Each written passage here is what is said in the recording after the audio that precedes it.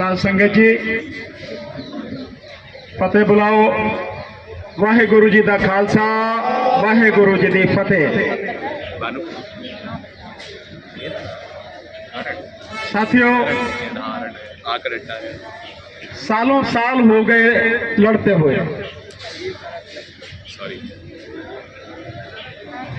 कितने ही साल से हम लोग लड़ रहे हैं। इतना अन्याय, इतना अत्याचार लगातार देश की जनता पर, निर्दोष लोगों पर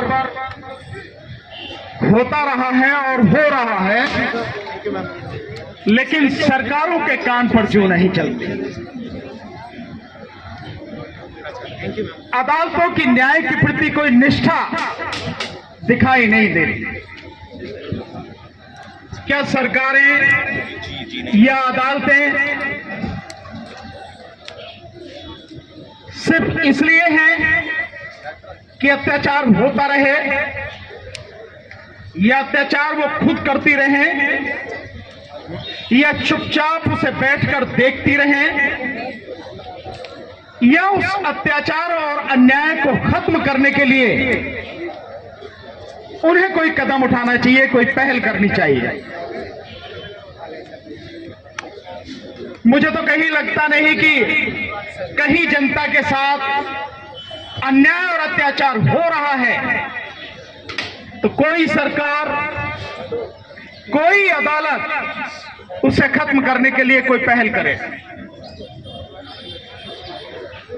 एक ही कानून है सबके लिए और एक ही संविधान है जिसके तहत सबको अधिकार मिले हैं। और संविधान हमारा बहुत स्पष्ट रूप से कहता है कि कानून के तहत, कानून के समक्ष हर कोई व्यक्ति समान है और कानून का सबको समान संरक्षण मिलेगा।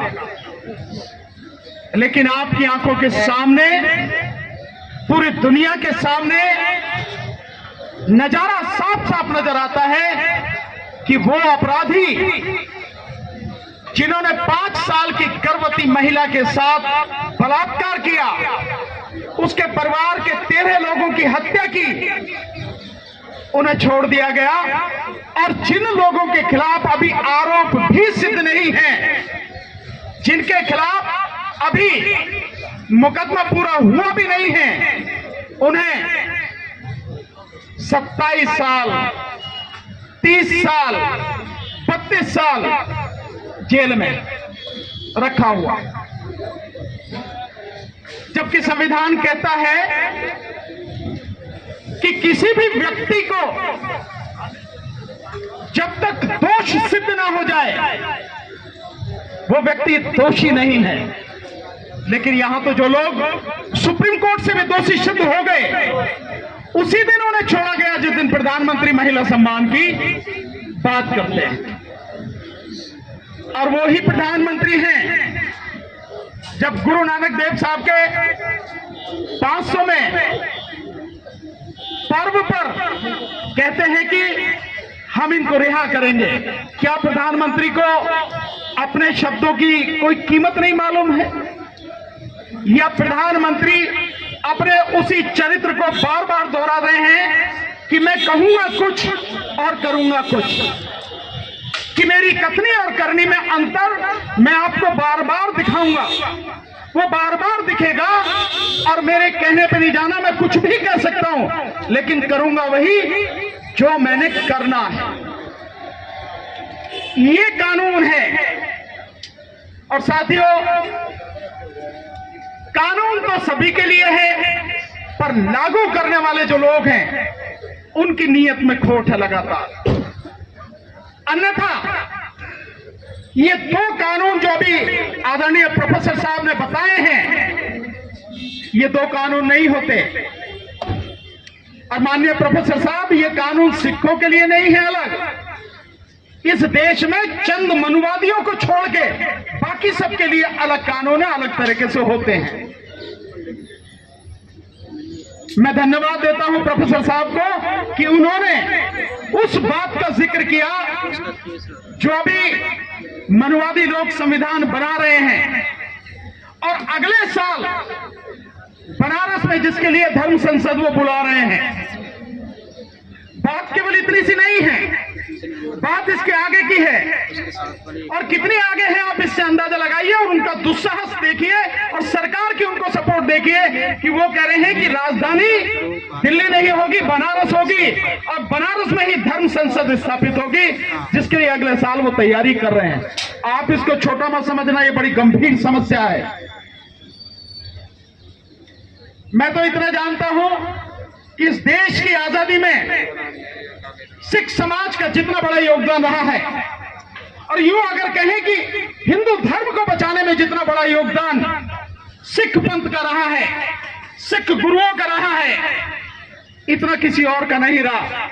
लेकिन उस सब के बावजूद भी उस कौम को जिसने धर्म को बचाया, जिसने देश को बचाया, न्याय के लिए बार बार सड़कों पर उतरना पड़ रहा, चाहे वो कृषि कानून रहे हों और चाहे अब ये बंदी सिखों की रिहाई की बात है। हर बात के लिए, जिसके लिए कानून भी है, जिसके लिए संविधान भी है, जिसके लिए कहीं किसी को कहने की जरूरत नहीं है, वो अपने आप होना चाहिए। ऐसी नीति बननी चाहिए, कोई कमेटी बननी चाहिए ताकि किसी को आवाज उठानी ही ना पड़े। जो हक है उसका, बावजूद उसके लिए सड़क पर आना पड़ता है। मैं तो आपसे निवेदन करूंगा, मैंने वहां भी गुरुद्वारे में भी ये बात रखी थी, आज भी आप सबके बीच में ये बात रखूंगा। आज बेशक हम अपना ये जो आंदोलन है हम आज स्थगित कर रहे हैं, लेकिन इसके बाद इस आंदोलन को और आगे तक हमें बढ़ाना होगा। जैसे गुरुद्वारा सिंह सभा के साथी कह के गए कि ये बात कि बंदी सिख कौन है, मैं समझता हूं एक पेज पर या 2 पेज पर उनके विषय में सारी चीजें, सारी जानकारी लिखकर सब लोगों को बताई जानी चाहिए ताकि किसी के मन में कोई शंका न रहे कि ये लड़ाई क्या है। और इसके साथ साथ वहां भी कहा था, फिर यहां कह रहा हूं कि इसके साथ आप ये भी जोड़िए कि केवल 9 सिंह ही नहीं, बंदी सिंह ही नहीं, बल्कि इस देश में हर वो व्यक्ति जिसकी कोई सुनने वाला नहीं है, जिसकी कोई आवाज उठाने वाला नहीं है, जिनके जो मुकदमे हैं उन मुकदमों में जो सजा है वो सजा भी पूरी हो चुकी, बावजूद उसके वो जेलों में पड़े हैं, उन सभी को रिहा किया जाए, तभी न्याय होगा। और हालात को देखकर ये लगता है, मुझे कहने में भी कोई झिझक नहीं है कि आज की तारीख में अगर इस देश में कोई आंदोलन कर सकता है या कोई लड़ाई लड़ सकता है, संघर्ष लड़ सकता है और उस संघर्ष को अंजाम तक पहुंचा सकता है, तो सिख समाज के अलावा कोई नहीं है। आप खड़े होंगे तो बाकी लोग साथ जरूर देंगे, मुझे इसका विश्वास है, लेकिन पहल आप ही को करनी पड़ेगी। सत श्री अकाल। तो साथियों, एक बात और, यहां जितने भी साथी आए हैं और मीडिया के भी जो साथी हैं, मेरा उनसे भी निवेदन है, इस बात को उठाइए। ये हर आम व्यक्ति की आवाज है, केवल यह कुछ सिंहों की बात नहीं है, ये आम व्यक्ति की आवाज है कि जब कानून एक है, संविधान एक है, कानून के समक्ष सबको समानता है और कानून का सबको समान संरक्षण है, तो फिर भेदभाव क्यों? चंद लोगों के लिए कानून अलग क्यों है और बाकी देश की जो जनता है उनके लिए कानून अलग क्यों है? इन सरकारों को न केवल जगाना पड़ेगा, बल्कि मैं कहता हूं पकड़ के झकझोरना पड़ेगा, तभी इनकी नींद खुलेगी, अन्यथा नहीं खुलेगी। और इसके साथ साथ जो अदालतें हैं, उन अदालतों को भी जगाना पड़ेगा, क्योंकि वो भी न्याय के लिए स्थापित होने के बावजूद न्याय नहीं कर रही हैं। क्या अदालतों को दिखाई नहीं देता है?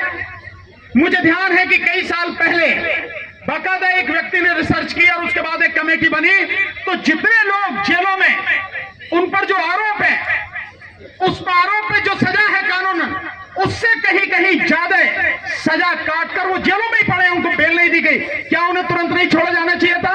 क्या सरकार की यह जिम्मेदारी नहीं थी? क्या कानून की यह जिम्मेदारी नहीं थी? नहीं छोड़ा गया। तो उसके लिए बाकायदे कमेटी बनी और उस कमेटी की रिपोर्ट होने के बाद में बहुत लोगों को रिहा किया गया, छोड़ा गया। वही स्थिति आज भी है। और क्योंकि मैं फौजदारी का वकील हूं, मैं जानता हूं कि अदालतों में 70% बेगुनाह लोग बंद हैं